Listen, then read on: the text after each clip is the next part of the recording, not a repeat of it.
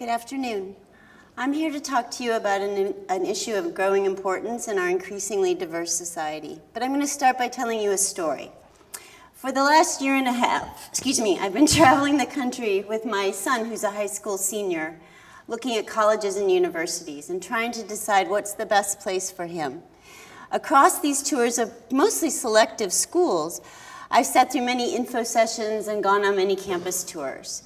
And I've listened. And I hear distinctions in terms of academic programs, in terms of resources, in terms of traditions at these different institutions. But one thing that tends to be held constant across campuses is the importance and the value they place on the diversity of their student body.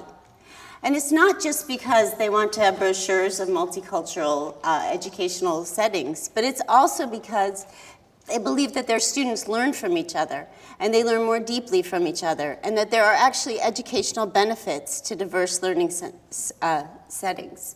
So my question is, as a researcher who studies K-12 education and issues of racial segregation and inequality, knowing that segregation is becoming a worse problem in K-12 education, and then listening to these campuses and these representatives of selective universities touting the benefits of educational diversity, and I'm thinking there's a major mismatch here, right? If the high schools of our country are supposed to be preparing students for universities, and many parents in our country want their children to go to selective universities, then there seems to be a fundamental problem here in terms of what we've been valuing in K-12 education and the policies we've supported and the practices that we're engaging in at the school level and the degree of segregation that has resulted over the last 20 years and what our campuses are saying that they want and actually what our employers are saying they want.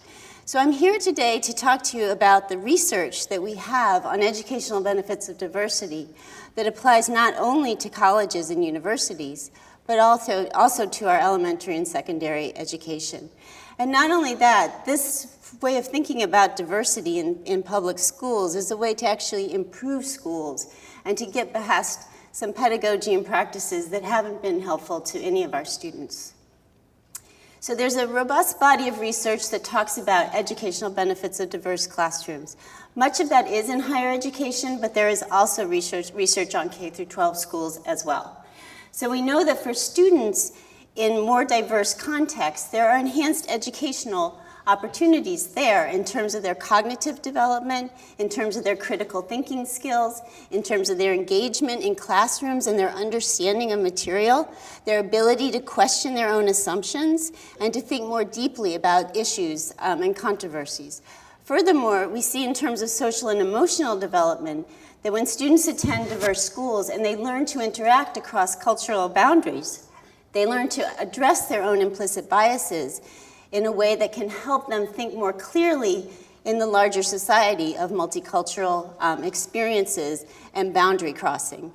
We also know that there's a huge benefit to our society, both from the higher ed research and the K-12 research, that there's greater democratic outcomes and cross-racial understandings that result when students go to school together across racial lines. And so we see more engagement in civic activities. We see a deeper commitment to the larger common good that results as our society becomes more diverse.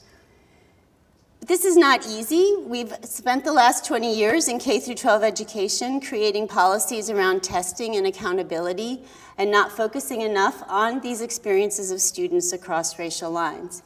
But there are policies that could be passed. We could be supporting diversity as part of what makes a school a good school in the 21st century. We could be thinking more deeply about curriculum, and we also have to address the sociocultural issues in racially diverse schools to think about whose knowledge is valued and whose perspective is supported, and how can we engage students in a deeper intercultural understanding. At the school and the community level, we need to work on teacher development and professional development around these issues because it's not easy for teachers to overcome their own biases and address these racial issues and have the kinds of courageous conversations that are needed in classrooms. We also need grassroots community support for diversity in diverse schools, so that we don't only see privileged schools and privileged communities that are predominantly white as being the good schools and where the property values are high. I believe we can do this as a society. We need top-down and bottom-up response to our issues of segregation and the lack of diversity that we currently have in our K-12 system. But I think if the more we think about the college tours and we think about students who want to attend those select universities, and we question whether we are currently preparing them in the K-12 system for at least what the universities tell us they value in terms of the educational experiences of those students, then I think we would realign our priorities in K-12 education and rethink where we are today. Thank you.